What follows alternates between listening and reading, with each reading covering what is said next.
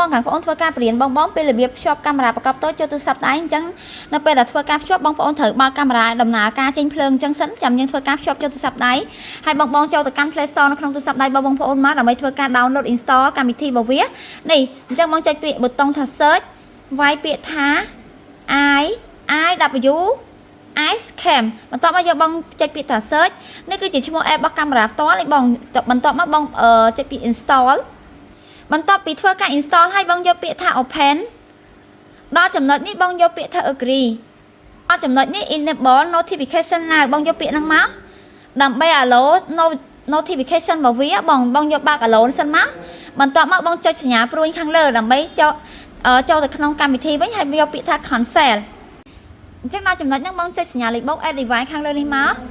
បន្ទាប់មកបងយកពាក្យថា set up device Wi-Fi connection ខាងលើដល់ចំណុចនេះបងកុំតន់ចុចអីទាំងអស់ទុកទូរស័ព្ទដៃចុះសិនចាប់កាមេរ៉ាឡើងវិញដើម្បីធ្វើការចុចប៊ូតុង reset អញ្ចឹងប៊ូតុងមាន2មានប៊ូតុង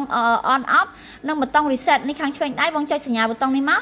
ចុច up វាមកសន្ទុះធំមកចាដើម្បី reset កាមេរ៉ានេះឲ្យវាភ្លើង alert ឲ្យបើកវិញភ្លើង alert ឲ្យបើកវិញអញ្ចឹងមកបងអញ្ចឹងវា up វាមកសន្ទុះបន្ទាប់មកបងធ្វើការតម្លាក់វាចុះវិញបងចាប់ទូរស័ព្ទដៃបងឡើងវិញនេះបងយកពាក្យថា light is slow អក្សរពណ៌ខៀវនេះបន្ទាប់មកបងយកពាក្យថា I want to connect my phone អក្សរខាងលើនេះដល់ចំណុចហ្នឹងបង connect ទៅកាន់ AP hotspot របស់កាមេរ៉ាផ្ទាល់សិនមិនតាន់យក Wi-Fi របស់បងហើយបងយកពាក្យថា BK connect វាសិនមកបន្ទាប់មកយើង back ចាក់ចេញ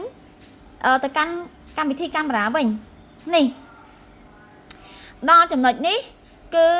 វាឲ្យយើងបំពេញលេខកូដសម្ងាត់ Wi-Fi ផ្ទះបងប្អូនចូលអញ្ចឹងខ្ញុំវាយលេខកូដសម្ងាត់ Wi-Fi ខ្ញុំចូលនេះបងអញ្ចឹងខ្ញុំដាក់អញ្ចឹងមកខ្ញុំយកពាក្យថា config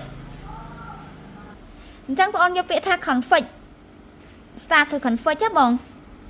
ហើយរងចាំវាបន្តិចសិនមកដល់ចំណុចនេះបងយកពាក្យថា OK បន្ទាប់មករងចាំវា set up បន្ទុះសិនទៅបងអញ្ចឹងដល់ចំណុចនេះបងចុចពាក្យថា OKអញ្ចឹងកាមេរ៉ារបស់បងគឺភ្ជាប់បានដោយជោគជ័យហើយបងរងចាំតិចសិនបងណាអញ្ចឹងបងរងចាំតិចសិនទៅដោយសារវាកំពុងតែ connecting ណាបងដើម្បីវា connect ទៅកាន់ Wi-Fi ផ្ទះបងប្អូននេះបងដល់ចំណុចនេះគឺវាចេញពាក្យថា online អញ្ចឹងបងចុច click ទៅលើវីដេអូនេះមកបន្ទាប់មកបងយកពាក្យថា skip អញ្ចឹងការ connect កាមេរ៉ារបស់យើងគឺបានដោយជោគជ័យ